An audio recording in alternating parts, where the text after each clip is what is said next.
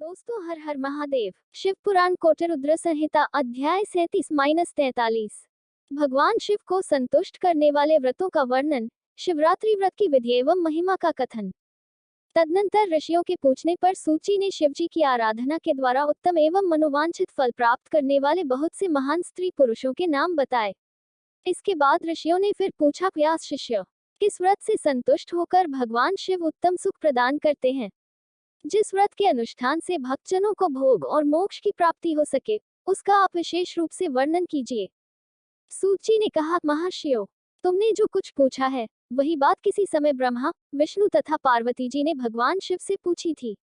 इसके उत्तर में शिवजी ने जो कुछ कहा वह मैं तुम लोगों को बता रहा हूँ। भगवान शिव बोले, मेरे बहुत से व्रत हैं जो भोग और मोक्ष प्रदान करने वाले हैं। उनमें मुख्य 10 व्रत हैं जिन्हें जाबालश्रुति के विद्वान 10 शैव व्रत कहते हैं। द्विजों को सदा यत्नपूर्वक इन व्रतों का पालन करना चाहिए। हरे, प्रत्येक अष्टमी को केवल रात में ही भोजन करे। विशेषतः कृष्ण पक्ष की अष्टमी को भोजन का सर्वथा त्याग कर दे। शुक्ल पक्ष की एकादशी को भी भोजन छोड़ दे, किंतु कृष्ण पक्ष की एकादशी को रात में मेरा पूजन करने के पश्चात भोजन किया जा सकता है। शुक्ल पक्ष की त्रयोदशी को तो रात में भोजन करना चाहिए, परंतु कृष्ण पक्ष की चतुर्दशी को शिवव्रतधारी पुरुषों के लिए भोजन का सर्वथा निषेध है। दोनों पक्षों में प्रत्येक सोमवार को प्रयत्नपूर्वक केवल रात में ही भोजन करना चाहिए। शिव के व्रत में तत्पर रहने वाले लोगों के लिए यह अनिवार्य नियम है। इन सभी व्रतों में व्रत की पूर्ति के लिए अपनी शक्ति के अनुसार शिव भक्त ब्राह्मणों को भोजन कराना चाहिए। द्विजों को इन सब व्रतों का नियम पूर्वक पालन करना चाहिए। जो द्विज इनका त्याग करते हैं वे चोर होते हैं। मुक्ति मार्ग में प्रवीण पुरुषों को मोक्ष की प्राप्ति कराने वाले 4 व्रतों का नियम पूर्वक पालन करना चाहिए। वे 4 व्रत इस प्रकार हैं: भगवान शिव की पूजा, रुद्र मंत्रों का जप, शिव मंदिर में उपवास तथा काशी में मरण। ये मोक्ष के सनातन मार्ग हैं। सोमवार की अष्टमी और कृष्ण पक्ष की चतुर्दशी, इन 2 तिथियों को उपवास पूर्वक व्रत रखा जाए तो वह भगवान शिव को संतुष्ट करने वाला होता है। इसमें अन्यथा विचार करने की आवश्यकता नहीं है। हरे, इन चारों में भी शिवरात्रि का व्रत ही सबसे अधिक बलवान है। इसलिए भोग और मोक्ष रूपी फल की इच्छा रखने वाले लोगों को मुख्यतः उसी का पालन करना चाहिए। इस व्रत को छोड़कर दूसरा कोई मनुष्यों के लिए हितकारक व्रत नहीं है। यह व्रत सबके लिए धर्म का उत्तम साधन है। निष्काम अथवा सकौम भाव रखने वाले सभी मनुष्यों, वर्णों, आश्रमों, स्त्रियों, बालकों, दासों, दासियों तथा देवता आदि सभी देहधारियों के लिए यह श्रेष्ठ व्रत हितकारक बताया गया है। माघ मास के कृष्ण पक्ष में शिवरात्रि तिथि का विशेष महात्म्य बताया गया है। जिस दिन आधी रात के समय तक वह तिथि विद्यमान हो, उसी दिन उसे व्रत के लिए ग्रहण करना चाहिए।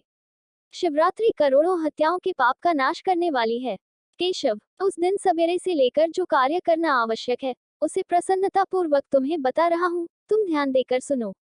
बुद्धिमान पुरुष सवेरे उठकर बड़े आनंद के साथ स्नान आदि नित्य कर्म करे। आलसी को पास न आने दे। फिर शिवालय में जाकर शिवलिंग का विधिवत पूजन करके मुझ शिव को नमस्कार करने के पश्चात उत्तम रीति से संकल्प करे। देव, महादेव, नीलकंठ, आपको नमस्कार है। देव, मैं आपके शिवरात्रि व्रत का अनुष्ठान करना चाहता हूँ। देवेश्वर, आपके प्रभाव से यह व्रत बिना किसी विघ्न बाधा के पूर्ण हो और काम आदि शत्रु मुझे पीड़ा न दें। तारांकन शुक्ल पक्ष से मास का आरंभ मानने से फाल्गुन मास की कृष्ण त्रयोदशी माघ मास की कही गई है। जहां कृष्ण पक्ष से मास का आरंभ मानते हैं, उनके अनुसार यहां माघ का अर्थ फाल्गुन समझना चाहिए। ऐसा संकल्प करके पूजन सामग्री का संग्रह करे और उत्तम स्थान में जो शास्त्र प्रसिद्ध शिवलिंग हो, उसके पास रात में जाकर स्वयं उत्तम विधि विधान का संपादन करे। फिर शिव के दक्षिण या पश्चिम भाग में सुंदर स्थान पर उनके निकट ही पूजा के लिए संचित सामग्री को रखे। तदनंतर श्रेष्ठ पुरुष वहां फिर स्नान करे। स्नान के बाद सुंदर वस्त्र और उपवस्त्र धारण करके 3 बार आचमन करने के पश्चात पूजन आरंभ करे। जिस मंत्र के लिए जो द्रव्य नियत हो, उस मंत्र को पढ़कर उसी द्रव्य के द्वारा पूजा करनी चाहिए। बिना मंत्र के महादेव जी की पूजा नहीं करनी चाहिए। गीत, वाद्य, नृत्य आदि के साथ भक्तिभाव से संपन्न हो रात्रि के प्रथम पहर में पूजन करके विद्वान पुरुष मंत्र का जप करे। यदि मंत्रज्ञ पुरुष उस समय श्रेष्ठ पार्थिव लिंग का निर्माण करे तो नित्य कर्म करने के पश्चात पार्थिव लिंग का भोजन ही पूजन करे। पहले पार्थिव बनाकर पीछे उसकी विधिवत स्थापना करे। फिर पूजन के पश्चात नाना प्रकार के स्तोत्रों द्वारा भगवान वृषभध्वज को संतुष्ट करे। बुद्धिमान पुरुष का चाहिए कि उस समय शिवरात्रि व्रत के महात्म्य का पाठ करे। श्रेष्ठ भक्त अपने व्रत की पूर्ति के लिए उस महात्म्य को श्रद्धापूर्वक सुने। रात्रि के चारों पहरों में 4 पार्थिव लिंगों का निर्माण करके आवाहन से लेकर विसर्जन तक क्रमशः उनकी पूजा करे और बड़े उत्सव के साथ प्रसन्नतापूर्वक जागरण करे। प्रातःकाल स्नान करके पुनः वहां पार्थिव शिव का स्थापन और पूजन करे। इस तरह व्रत को पूरा करके हाथ जोड़ मस्तक झुकाकर बारंबार नमस्कार पूर्वक भगवान शंभु से प्रार्थना करे, महादेव, आपकी आज्ञा से मैंने जो व्रत ग्रहण किया था स्वामिन, वह परम उत्तम व्रत पूर्ण हो गया, अतः अब उसका विसर्जन करता हूँ। देवेश्वर शर्व, यथाशक्ति किए गए इस व्रत से आप आज मुझ पर कृपा करके संतुष्ट हो। तत्पश्चात शिव को पुष्पांजलि समर्पित करके विधिपूर्वक दान दे। फिर शिव को नमस्कार करके व्रत संबंधी नियम का विसर्जन कर दे। अपनी शक्ति के अनुसार शिव भक्त ब्राह्मणों, विशेषतः सन्यासियों को भोजन कराकर पूर्णतया संतुष्ट करके स्वयं भी भोजन करे। हरे, शिवरात्रि को प्रत्येक प्रहर में श्रेष्ठ शिव भक्तों को जिस प्रकार विशेष पूजा करनी चाहिए उसे मैं बताता हूँ, सुनो। प्रथम प्रहर में पार्थिव लिंग की स्थापना करके अनेक सुंदर उपचारों द्वारा उत्तम भक्तिभाव से पूजा करे। पहले गंध, पुष्प आदि 5 द्रव्यों द्वारा सदा महादेव जी की पूजा करनी चाहिए। उस द्रव्य से संबंध रखने वाले मंत्र का उच्चारण करके पृथक पृथक वह द्रव्य समर्पित करे। इस प्रकार द्रव्य समर्पण के पश्चात भगवान शिव को जलधारा अर्पित करे। विद्वान पुरुष चढ़े हुए द्रव्यों को जलधारा से ही उतारे। जलधारा के साथ साथ 108 मंत्र का जप करके वहां निर्गुण सगुण रूप शिव का पूजन करे। गुरु से प्राप्त हुए मंत्र द्वारा भगवान शिव की पूजा करे, अन्यथा नाम मंत्र द्वारा सदाशिव का पूजन करना चाहिए। विचित्र चंदन, अखंड चावल और काले तिलों से परमात्मा शिव की पूजा करनी चाहिए। कमल और कनेर के फूल चढ़ाने चाहिए। 8 नाम मंत्रों द्वारा शंकर जी को पुष्प समर्पित करे। वे 8 नाम इस प्रकार हैं: भव, शर्व, रुद्र, पशुपति, उग्र, महान, भीम और ईशान। इनके आरंभ में श्री और अंत में चतुर्थी विभक्ति जोड़कर श्री भवाय नमः इत्यादि नाम मंत्रों द्वारा शिव का पूजन करे। पुष्प समर्पण के पश्चात धूप, दीप और नैवेद्य निवेदन करे। पहले प्रहर में विद्वान पुरुष नैवेद्य के लिए पकवान बनवा ले। फिर श्रीफलयुक्त विशेषार्घ्य देकर तांबूल समर्पित करे। तदनंतर नमस्कार और ध्यान करके गुरु के दिए हुए मंत्र का जप करे। गुरुदत्त मंत्र न हो तो पंचाक्षर नमः शिवाय मंत्र के जप से भगवान शंकर को संतुष्ट करे। धेनु मुद्रा दिखाकर उत्तम जल से तर्पण करे। पश्चात अपनी शक्ति के अनुसार 5 ब्राह्मणों को भोजन कराने का संकल्प करे। फिर जब तक पहला प्रहर पूरा न हो जाए तब तक महान उत्सव करता रहे। बाएं हाथ की अंगुलियों के बीच में दाहिने हाथ की अंगुलियों को संयुक्त करके दाहिनी तर्जनी को मध्यमा में लगाए। दाहिने हाथ की मध्यमा में बाएं हाथ की तर्जनी को मिलावे। फिर बाएं हाथ की अनामिका से दाहिने हाथ की कनिष्ठिका और दाहिने हाथ की अनामिका के साथ बाएं हाथ की कनिष्ठिका को संयुक्त करे। फिर इन सबका मुख नीचे की ओर करे। यही धेनु मुद्रा कही गई है।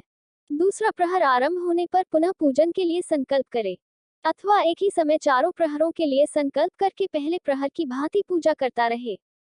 पहले पूर्वोक्त द्रव्यों से पूजन करके फिर जलधारा समर्पित करे। प्रथम प्रहर की अपेक्षा दुगुने मंत्रों का जप करके शिव की पूजा करे। पूर्वोक्त तिल, जौ तथा कमल पुष्पों से शिव की अर्चना करे। विशेषतः बिल्वपत्रों से परमेश्वर शिव का पूजन करना चाहिए। दूसरे प्रहर में बिजौरा नींबू के साथ अर्घ्य देकर खीर का नैवेद्य निवेदन करे।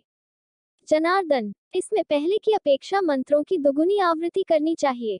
फिर ब्राह्मणों को भोजन कराने का संकल्प करे। शेष सब बातें पहले की ही भांति तब तक करता रहे जब तक दूसरा प्रहर पूरा न हो जाए। तीसरे प्रहर के आने पर पूजन तो पहले के समान ही करे, किंतु जौ के स्थान में गेहूं का उपयोग करे और आग के फूल चढ़ाए।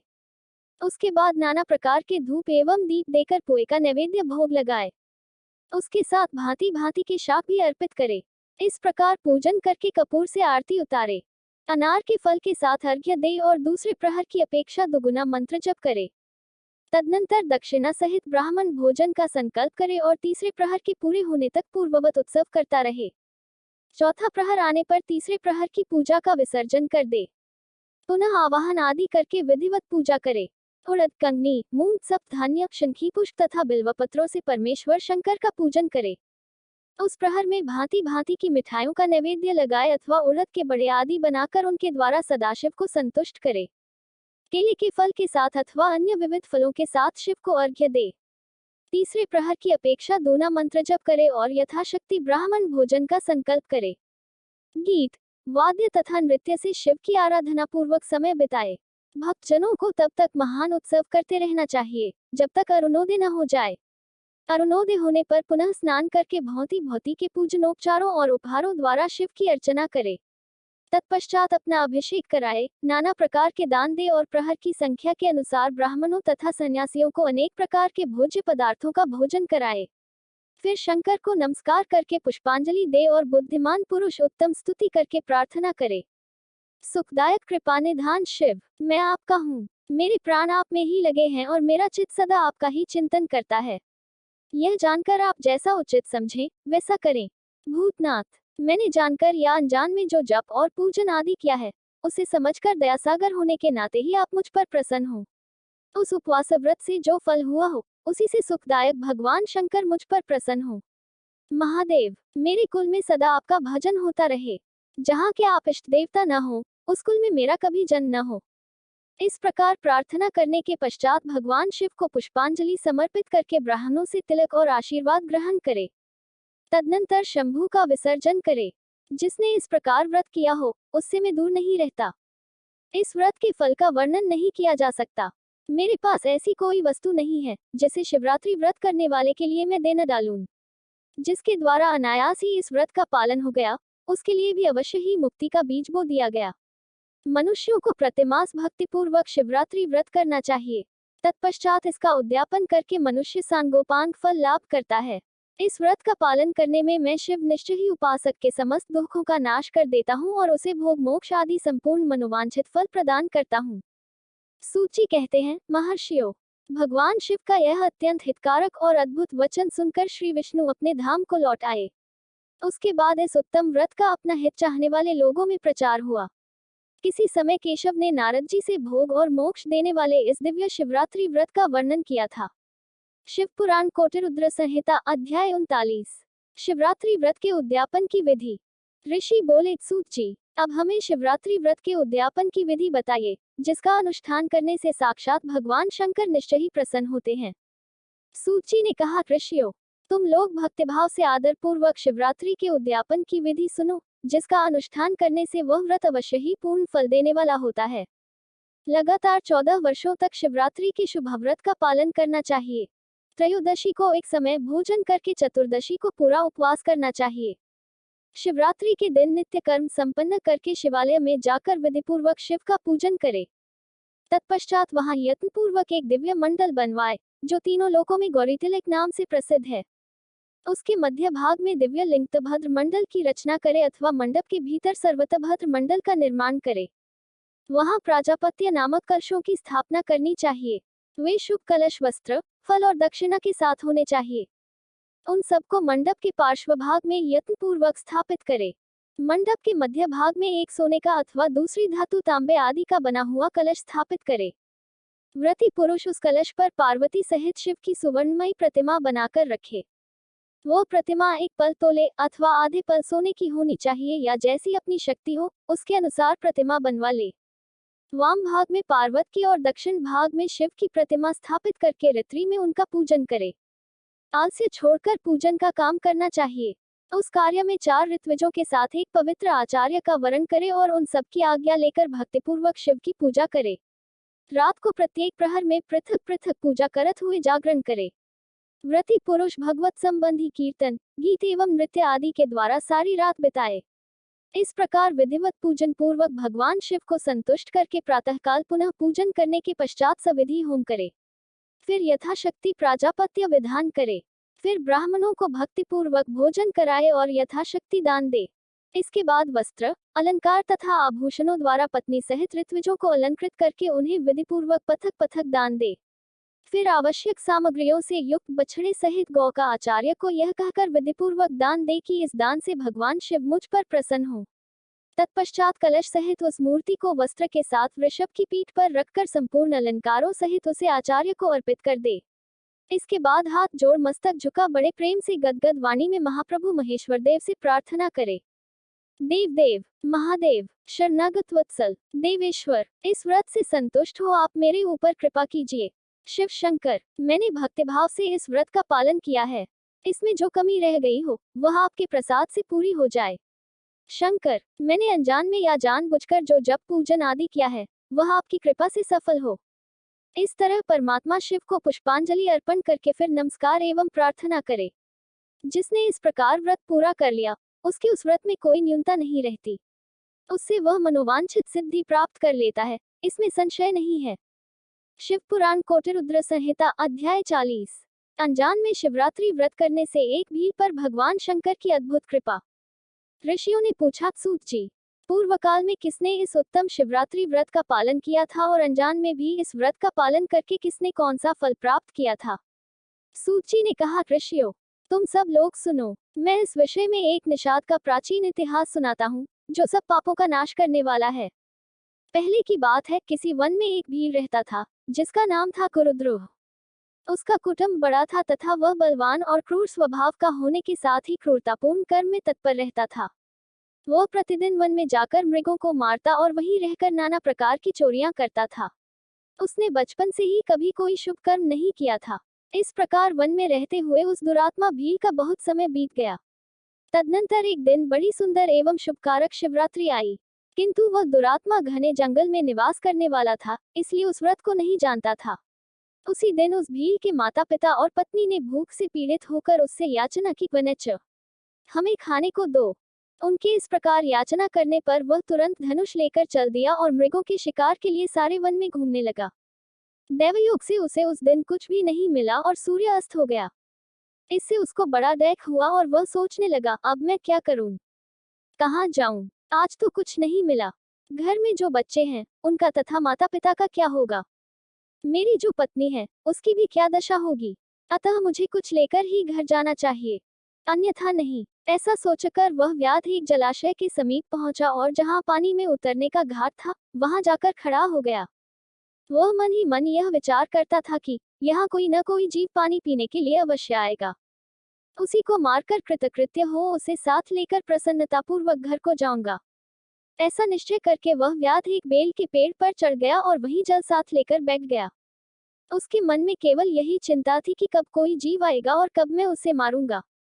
इसी प्रतीक्षा में भूख प्यास से पीड़ित हो वह बैठा रहा। उस रात के पहले पहर में एक प्यासी हरिणी वहां आई, जो चकित होकर जोर जोर से चौकड़ी भर रही थी। ब्राह्मणों, उस मृगी को देखकर व्याध को बड़ा हर्ष हुआ और उसने तुरंत ही उसके वध के लिए अपने धनुष पर एक बाण का संधान किया। ऐसा करते हुए उसके हाथ के धक्के से थोड़ा सा जल और बिल्वपत्र नीचे गिर पड़े। उस पेड़ के नीचे शिवलिंग था। उक्त जल और बिल्वपत्र से शिव की प्रथम प्रहर की पूजा संपन्न हो गई। उस पूजा के माहात्म्य से उस व्याध का बहुत सा पातक तत्काल नष्ट हो गया। वहां होने वाली खड़खड़ाहट की आवाज को सुनकर हरिणी ने भय से ऊपर की ओर देखा। व्याध को देखते ही वह व्याकुल हो गई और बोली। मृगी ने कहा, व्याध, तुम क्या करना चाहते हो, मेरे सामने सच सच बताओ। हरिणी की वह बात सुनकर व्याध ने कहा, आज मेरे कुटुंब के लोग भूखे हैं, अतः तुमको मारकर उनकी भूख मिटाऊंगा, उन्हें तृप्त करूंगा। व्याध का वह दारुण वचन सुनकर तथा जिसे रोकना कठिन था, उस दुष्ट भील को बाणताने देखकर मृगी सोचने लगी कि अब मैं क्या करूं, कहाँ जाऊं, अच्छा कोई उपाय रचती हूँ। ऐसा विचार कर उसने वहां इस प्रकार कहा। मृगी बोली, भील, मेरे मांस से तुमको सुख होगा, इस अनर्थकारी शरीर के लिए इससे अधिक महान पुण्य का कार्य और क्या हो सकता है। उपकार करने वाले प्राणी को इस लोक में जो पुण्य प्राप्त होता है, उसका 100 वर्षों में भी वर्णन नहीं किया जा सकता।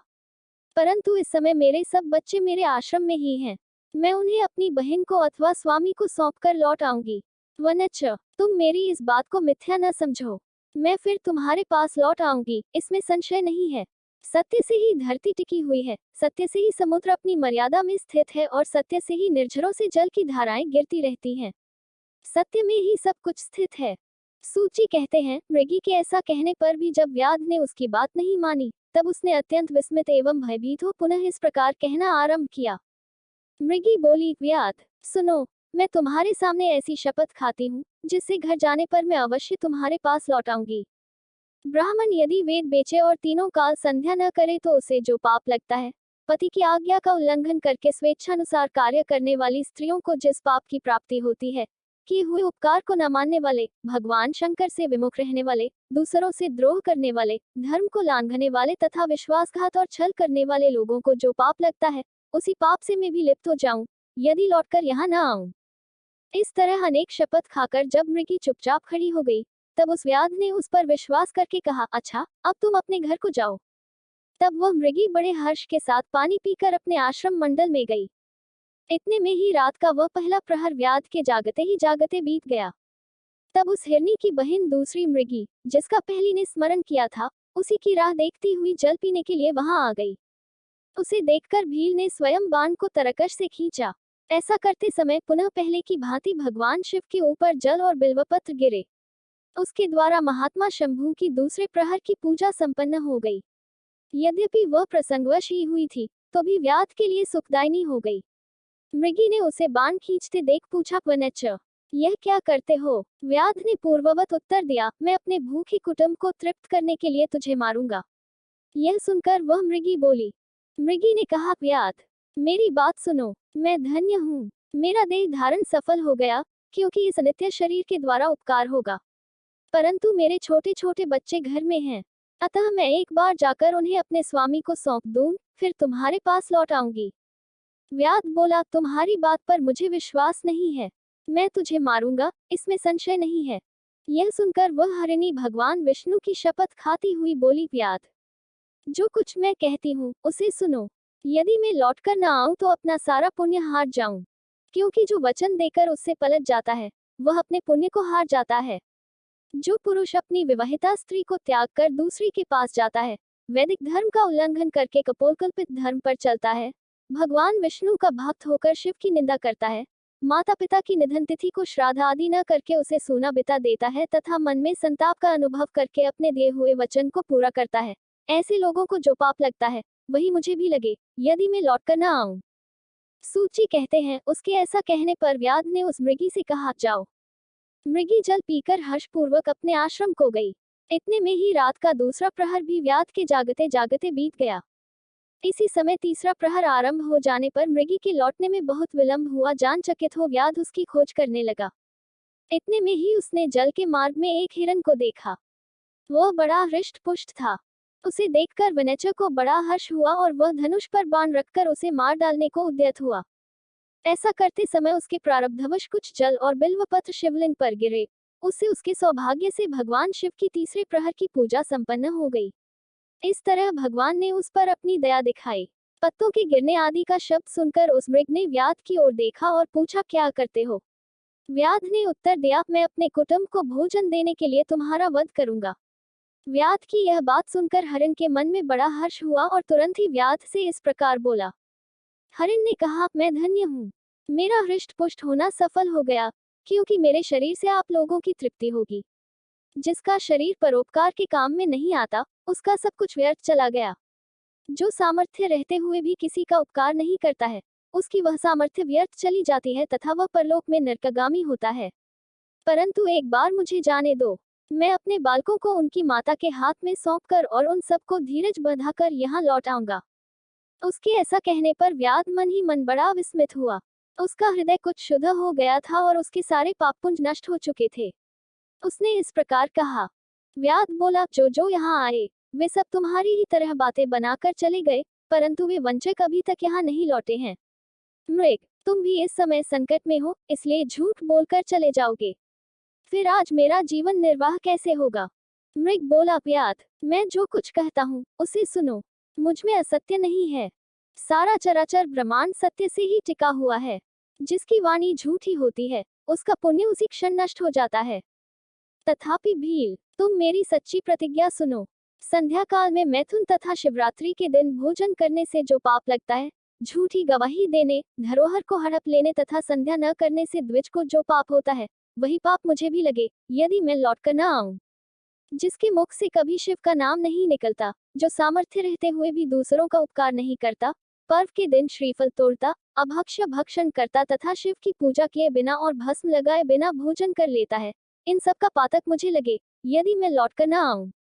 सूची कहते हैं, उसकी बात सुनकर व्याध ने कहा, जाओ, शीघ्र लौटना। व्याध के ऐसा कहने पर मृग पानी पीकर चला गया। वे सब अपने आश्रम पर मिले। तीनों ही प्रतिज्ञाबद्ध हो चुके थे। आपस में एक दूसरे के वृतांत को भली भांति सुनकर सत्य के पाश से बंधे हुए उन सब ने यही निश्चय किया कि वहां अवश्य जाना चाहिए। इस निश्चय के बाद वहां बालकों को आश्वासन देकर वे सब के सब जाने के लिए उत्सुक हो गए।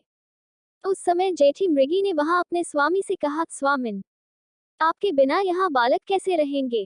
प्रभु, मैंने ही वहां पहले जाकर प्रतिज्ञा की है, इसलिए केवल मुझको जाना चाहिए। आप दोनों यहीं रहें। उसकी यह बात सुनकर छोटी मृगी बोली, बहन, मैं तुम्हारी सेविका हूँ, इसलिए आज मैं ही व्याध के पास जाती हूँ। तुम यहीं रहो। यह सुनकर मृग बोला, मैं ही वहां जाता हूँ। तुम दोनों यहाँ रहो, क्योंकि शिशुओं की रक्षा माता से ही होती है।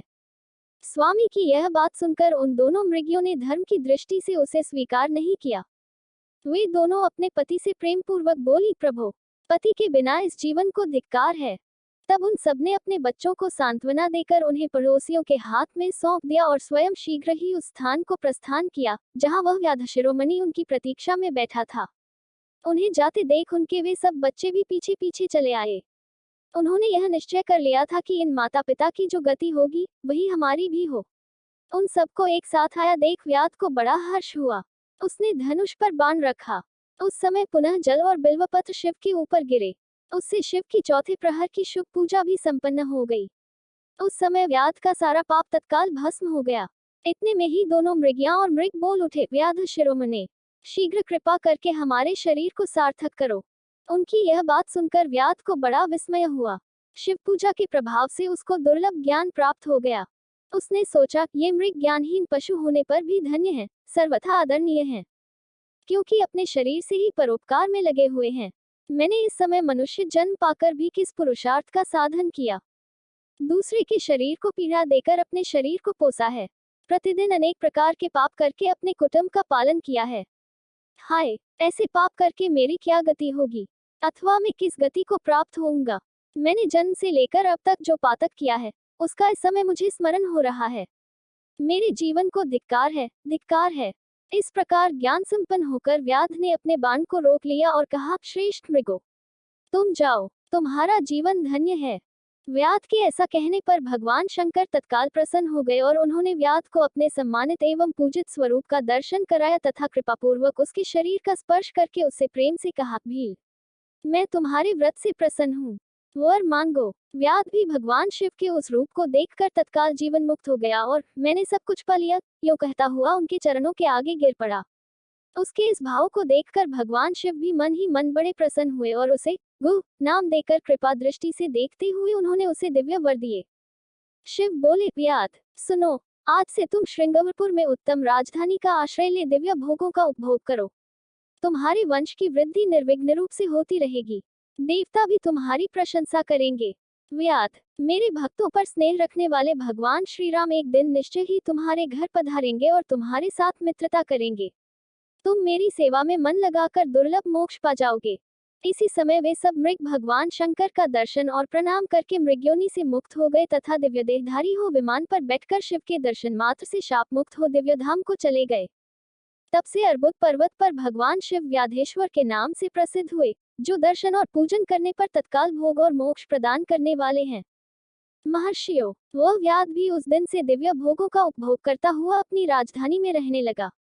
उसने भगवान श्री राम की कृपा पाकर शिव का सायुज्य प्राप्त कर लिया। अनजान में ही इस व्रत का अनुष्ठान करने से उसको सायुज्य मोक्ष मिल गया। फिर जो भक्तिभाव से संपन्न होकर इस व्रत को करते हैं वे शिव का शुभ सायुज्य प्राप्त कर लें, इसके लिए तो कहना ही क्या है। संपूर्ण शास्त्रों तथा अनेक प्रकार के धर्मों के विषय में भलीभांति विचार करके इस शिवरात्रि व्रत को सबसे उत्तम बताया गया है। इस लोक में जो नाना प्रकार के व्रत, विविध तीर्थ, भांति भांति के विचित्र दान, अनेक प्रकार के यज्ञ, तरह तरह के तप तथा बहुत से जप हैं, वे सब इस शिवरात्रि व्रत की समानता नहीं कर सकते। इसलिए अपना हित चाहने वाले मनुष्यों को इस शुभतर व्रत का अवश्य पालन करना चाहिए। यह शिवरात्रि व्रत दिव्य है। इससे सदा भोग और मोक्ष की प्राप्ति होती है। महर्षियों, यह शुभ शिवरात्रि व्रत व्रतराज के नाम से विख्यात है। शिव पुराण कोटिरुद्र संहिता अध्याय 41। मुक्ति और भक्ति के स्वरूप का विवेचन। ऋषियों ने पूछा, सूत जी, आपने बारंबार मुक्ति का नाम लिया है, यहाँ मुक्ति मिलने पर क्या होता है? मुक्ति में जीव की कैसी अवस्था होती है, यह हमें बताइए। सूत जी ने कहा, महर्षियों, सुनो, मैं तुमसे संसार क्लेश का निवारण तथा परमानंद का दान करने वाली मुक्ति का स्वरूप बताता हूँ। मुक्ति 4 प्रकार की कही गई है, सारूप्या, सालोक्या, सान्निध्या तथा चौथी सायुज्या। इस शिवरात्रि व्रत से सब प्रकार की मुक्ति सुलभ हो जाती है। जो ज्ञान रूप अविनाशी, साक्षी, ज्ञानगम्य और द्वैतरहित साक्षात शिव हैं, वे ही यहाँ कैवल्य मोक्ष के तथा धर्म, अर्थ और कामरूप त्रिवर्ग के भी दाता हैं। कैवल्य नामक जो पांचवी मुक्ति है, वह मनुष्यों के लिए अत्यंत दुर्लभ है। मुनिवरों, मैं उसका लक्षण बताता हूँ, सुनो। जिनसे यह समस्त जगत उत्पन्न होता है, जिनके द्वारा इसका पालन होता है तथा अंततोगत वह यह जिनमें लीन होता है, वे ही शिव हैं। जिससे यह संपूर्ण जगत व्याप्त है, वही शिव का रूप है। मुनीश्वरों, वेदों में शिव के दो रूप बताए गए हैं, सकल और निष्कल। शिव तत्व सत्य, ज्ञान, अनंत एवं सच्चिदानंद नाम से प्रसिद्ध है। निर्गुण, उपाधि रहित, अविनाशी, शुद्ध एवं निरंजन, निर्मल है। वह न लाल है न पीला, न सफेद है न नीला, न छोटा है न बड़ा और न मोटा है न महीन। जहाँ से मन सहित वाणी उसे न पाकर लौट आती है, वह परब्रह्म परमात्मा ही शिव कहलाता है। जैसे आकाश सर्वत्र व्यापक है, उसी प्रकार यह शिव तत्व भी सर्वव्यापी है। यह माया से परे, संपूर्ण द्वंद्वों से रहित तथा मत्सरताशन्य परमात्मा है। यहाँ शिव ज्ञान का उदय होने से निश्चय ही उसकी प्राप्ति होती है, अथवा द्विजो सूक्ष्म बुद्धि के द्वारा शिव का ही भजन ध्यान करने से सत्पुरुषों को शिव पद की प्राप्ति होती है। संसार में ज्ञान की प्राप्ति अत्यंत कठिन है, परंतु भगवान का भजन अत्यंत सुख माना गया है। इसलिए संत शिरोमणि पुरुष मुक्ति के लिए भी शिव का भजन ही करते हैं। ज्ञान स्वरूप मोक्षदाता परमात्मा शिव भजन के ही अधीन है। भक्ति से ही बहुत से पुरुष सिद्धि लाभ करके प्रसन्नता पूर्वक परम मोक्ष पा गए हैं। भगवान शंभु की भक्ति ज्ञान की जननी मानी गई है, जो सदा भोग और मोक्ष देने वाली है। वह साधु महापुरुषों के कृपा प्रसाद से सुलभ होती है। उत्तम प्रेम का अंकुर ही उसका लक्षण है। द्विजो, वह भक्ति भी सगुण और निर्गुण के भेद से दो प्रकार की जाननी चाहिए। फिर वैधि और स्वाभाविकी, ये दो भेद और होते हैं। इनमें वैधि की अपेक्षा स्वाभाविकी श्रेष्ठ मानी गई है। इनके सिवा नैष्ठिकी और अनैष्ठिकी के भेद से भक्ति के दो प्रकार और बताए गए हैं।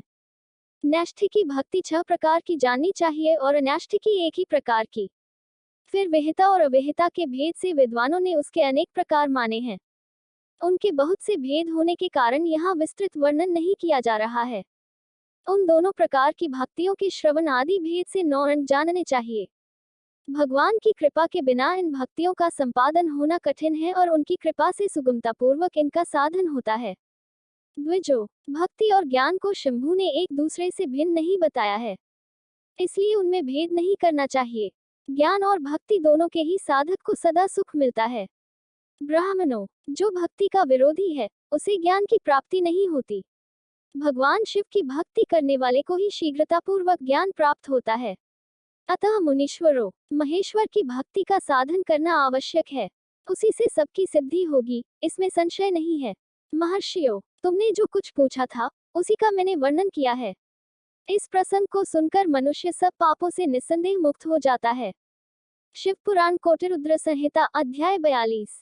शिव, विष्णु, रुद्र और ब्रह्मा के स्वरूप का विवेचना। ऋषियों ने पूछा, शिव कौन है, विष्णु कौन है, रुद्र कौन है और ब्रह्मा कौन है? इन सब में निर्गुण कौन है? हमारे इस संदेह का आप निवारण कीजिए। सूत जी ने कहा, महर्षियों, वेद और वेदांत के विद्वान ऐसा मानते हैं कि निर्गुण परमात्मा से सर्वप्रथम जो सगुण रूप प्रकट हुआ, उसी का नाम शिव है। शिव से पुरुष सहित प्रकृति उत्पन्न हुई। उन दोनों ने मूल स्थान में स्थित जल के भीतर तप किया। वह स्थान पंचक्रोशी काशी के नाम से विख्यात है, जो भगवान शिव को अत्यंत प्रिय है। यह जल संपूर्ण विश्व में व्याप्त था। उस जल का आश्रय ले योगमाया से युक्त श्रीहरि वहां सोए। नार अर्थात जल को अयन निवास स्थान बनाने के कारण फिर नारायण नाम से प्रसिद्ध हुए और प्रकृति नारायणी कहलाई। नारायण के नाभि कमल से जिनकी उत्पत्ति हुई, वे ब्रह्मा कहलाते हैं। ब्रह्मा ने तपस्या करके जिनका साक्षात्कार किया, उन्हें विष्णु कहा गया है।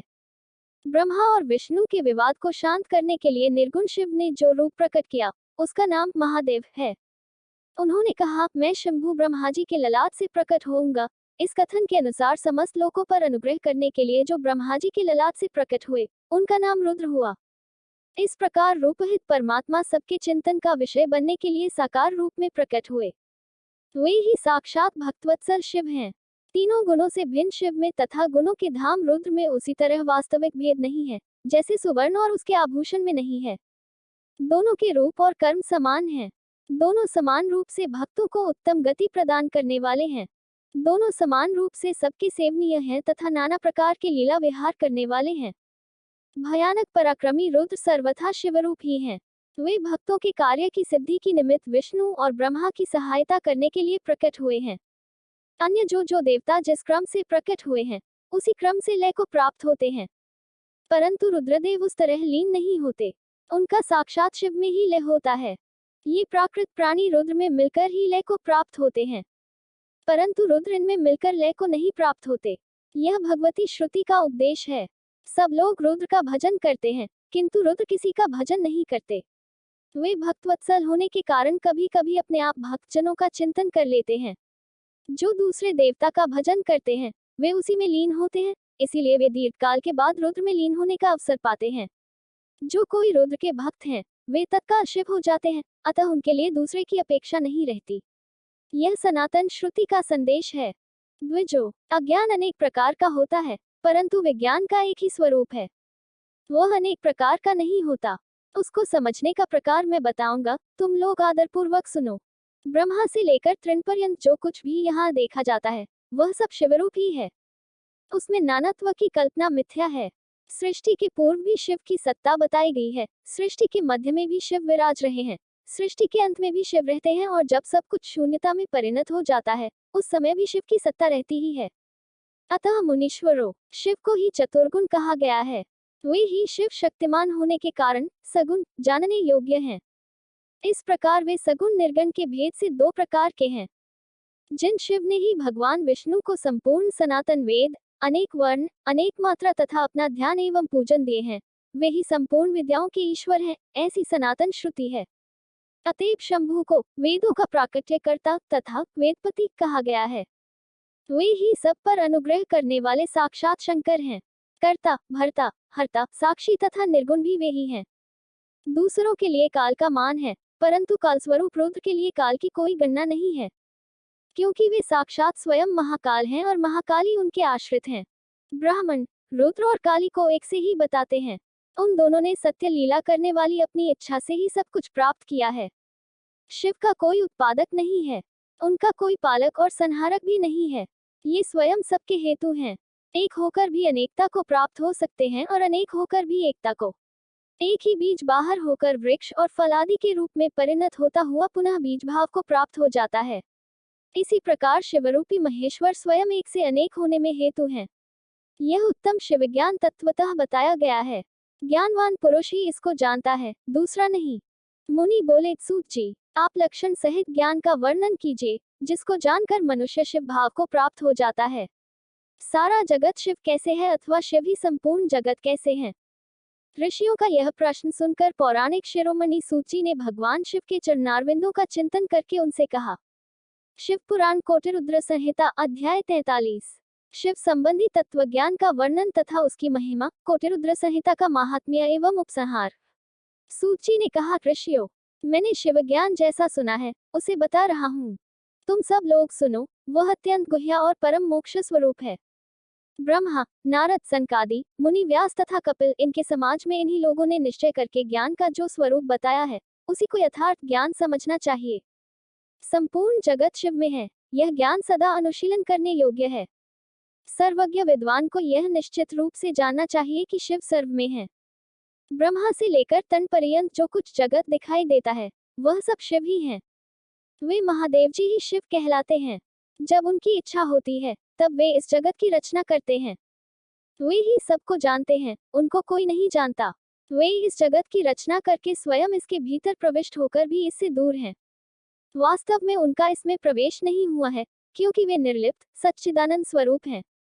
जैसे सूर्य आदि ज्योतियों का जल में प्रतिबिंब पड़ता है, वास्तव में जल के भीतर उनका प्रवेश नहीं होता, उसी प्रकार साक्षात शिव के विषय में समझना चाहिए। वस्तुतः तो वे स्वयं ही सब कुछ हैं। मतभेद ही अज्ञान है, क्योंकि शिव से भिन्न किसी द्वैत वस्तु की सत्ता नहीं है। संपूर्ण दर्शनों में मतभेद ही दिखाया जाता है, परंतु वेदांती नित्य अवत तत्व का वर्णन करते हैं। जीव परमात्मा शिव का ही अंश है, परंतु अविद्या से मोहित होकर अवश हो रहा है और अपने को शिव से भिन्न समझता है। अविद्या से मुक्त होने पर वह शिव ही हो जाता है। शिव सबको व्याप्त करके स्थित हैं और संपूर्ण जंतुओं में व्यापक हैं। वे जड़ और चेतन सबके ईश्वर होकर स्वयं ही सबका कल्याण करते हैं। जो विद्वान पुरुष वेदांत मार्ग का आश्रय ले उनके साक्षात्कार के लिए साधना करता है, उसे वह साक्षात्कार रूप फल अवश्य प्राप्त होता है। व्यापक अग्नितत्व प्रत्येक काष्ठ में स्थित है, परंतु जो उस काष्ठ का मंथन करता है वही असंदिग्ध रूप से अग्नि को प्रकट करके टेकता है। उसी तरह जो बुद्धिमान यहाँ भक्ति आदि साधनों का अनुष्ठान करता है उसे अवश्य शिव का दर्शन प्राप्त होता है, इसमें संशय नहीं है। सर्वत्र केवल शिव हैं, शिव हैं, शिव हैं, दूसरी कोई वस्तु नहीं है। वे शिव ब्रह्म से ही सदा नाना रूपों में भासित होते हैं। जैसे समुद्र, मिट्टी अथवा सुवर्ण ये उपाधि भेद से नानात्व को प्राप्त होते हैं, उसी प्रकार भगवान शंकर भी उपाधियों से ही अनेक रूपों में भासते हैं। कार्य और कारण में वास्तविक भेद नहीं होता, केवल भ्रम से भरी हुई बुद्धि के द्वारा ही उसमें भेद की प्रतीति होती है। भ्रम दूर होते ही भेद बुद्धि का नाश हो जाता है। जब बीज से अंकुर उत्पन्न होता है तब वह नानात्व को प्रकट करता है, फिर अंत में वह बीज रूप में ही स्थित होता है और अंकुर नष्ट हो जाता है। ज्ञानी बीज रूप में ही स्थित है और नाना प्रकार के विकार अंकुर रूप हैं। उन विकार स्वरूप अंकुरों की निवृत्ति हो जाने पर पुरुष फिर ज्ञानी रूप में ही स्थित होता है, इसमें अन्यथा विचार नहीं करना चाहिए। सब कुछ शिव है और शिव ही सब कुछ है। शिव तथा संपूर्ण जगत में कोई भेद नहीं है, फिर क्यों कोई अनेकता देखता है और क्यों एकता ढूंढता है। जैसे एक ही सूर्य नामक ज्योति जल आदि उपाधियों में विशेष रूप से नाना प्रकार की दिखाई देती है, उसी प्रकार शिव भी हैं। जैसे आकाश सर्वत्र व्यापक होकर भी स्पर्श आदि बंधन में नहीं आता, उसी प्रकार व्यापक शिव भी कहीं नहीं बंधते। अहंकार से युक्त होने के कारण शिव का अंश जीव कहलाता है। उस अहंकार से मुक्त होने पर वह साक्षात शिव ही है। कर्मों के भोग में लिप्त होने के कारण जीव तुच्छ है और निर्लिप्त होने के कारण शिव महान है। जैसे एक ही सुवर्ण आदि चांदी आदि से मिल जाने पर कम कीमत का हो जाता है, उसी प्रकार अहंकारयुक्त जीव अपना महत्व खो बैठता है। जैसे क्षार आदि से शुद्ध किया हुआ उत्तम सुवर्ण आदि पूर्ववत बहुमूल्य हो जाता है, उसी प्रकार संस्कार विशेष से शुद्ध होकर जीव भी शुद्ध हो जाता है। पहले सद्गुरु को पाकर भक्तिभाव से युक्त हो शिव बुद्धि से उनका पूजन और स्मरण आदि करे। गुरु में शिव बुद्धि करने से सारे पाप आदि मल शरीर से निकल जाते हैं। उस समय अज्ञान नष्ट हो जाता है और मनुष्य ज्ञानवान हो जाता है। उस अवस्था में अहंकार मुक्त निर्मल बुद्धि वाला जीव भगवान शंकर के प्रसाद से पुनः शिवरूप हो जाता है। जैसे दर्पण में अपना रूप दिखाई देता है, उसी तरह उसे सर्वत्र शंभू का साक्षात्कार होने लगता है।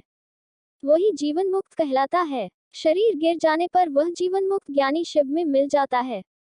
शरीर प्रारब्ध के अधीन है, जो उस देह के अभिमान से रहित है, उसे ज्ञानी माना गया है। जो शुभ वस्तु को पाकर हर्ष से खिल नहीं उठता, अशुभ को पाकर क्रोध या शोक नहीं करता तथा सुख दैख आदि सभी द्वंद्वों में संभाव रखता है, वह ज्ञानवान कहलाता है। आत्मचिंतन से तथा तत्वों के विवेक से ऐसा प्रयत्न करे कि शरीर से अपनी पृथकता का बोध हो जाए। मुक्ति की इच्छा रखने वाला पुरुष शरीर एवं उसके अभिमान को त्याग कर अहंकार शून्य एवं मुक्त हो सदाशिव में विलीन हो जाता है। अध्यात्म चिंतन एवं भगवान शिव की भक्ति ये ज्ञान के मूल कारण है। भक्ति से साधन विषयक प्रेम की उपलब्धि बताई गई है। प्रेम से श्रवण होता है, श्रवण से सत्संग प्राप्त होता है और सत्संग से ज्ञानी गुरु की उपलब्धि होती है। गुरु की कृपा से ज्ञान प्राप्त हो जाने पर मनुष्य निश्चय ही मुक्त हो जाता है।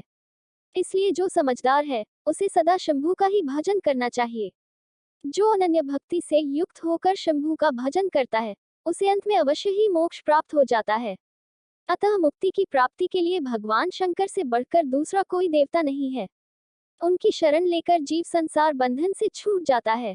ब्राह्मणों, इस प्रकार वहां पधारे हुए ऋषियों ने परस्पर निश्चय करके जो यह ज्ञान की बात बताई है, इसे अपनी बुद्धि के द्वारा प्रयत्नपूर्वक धारण करना चाहिए। मुनीश्वरों, तुमने जो कुछ पूछा था वह सब मैंने तुम्हें बता दिया। इसे तुम्हें प्रयत्नपूर्वक गुप्त रखना चाहिए।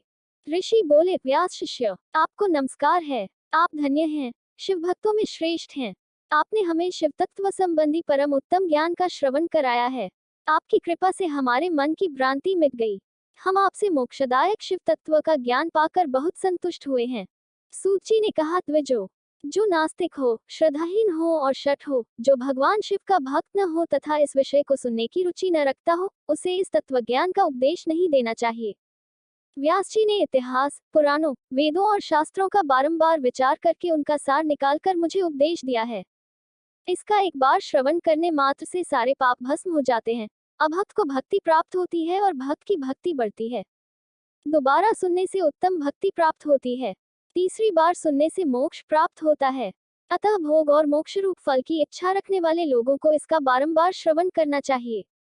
उत्तम फल को पाने के उद्देश्य से इस पुराण की 5 आवृत्तियां करनी चाहिए। ऐसा करने पर मनुष्य उसे अवश्य पाता है, इसमें संदेह नहीं है, क्योंकि यह व्यास जी का वचन है। जिसने इस उत्तम पुराण को सुना है, उसे कुछ भी दुर्लभ नहीं है। यह शिव विज्ञान भगवान शंकर को अत्यंत प्रिय है। यह भोग और मोक्ष देने वाला तथा शिव भक्ति को बढ़ाने वाला है। इस प्रकार मैंने शिव पुराण की यह चौथी आनंदायनी तथा परम पुण्यमयी संहिता कही है, जो कोटिरुद्र संहिता के नाम से विख्यात है। जो पुरुष एकाग्रचित हो भक्ति भाव से इस संहिता को सुनेगा या सुनाएगा, वह समस्त भोगों का उपभोग करके अंत में परमगति को प्राप्त कर लेगा।